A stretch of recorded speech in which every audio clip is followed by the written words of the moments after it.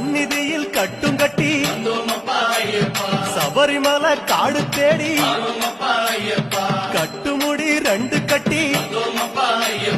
காந்தமலை ஜோதி காண சபரிமலை பயணம் தானப்பா சாமி வழி துணையா வந்து சேரப்பா சபரிமலை பயணம் தானப்பா சாமி வழி துணையா வந்து சேரப்பா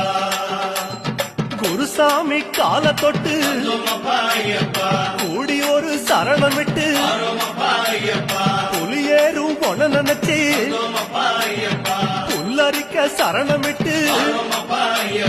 காந்தமலை ஜோதியானவா எங்க காவலாக வந்து சேரப்பா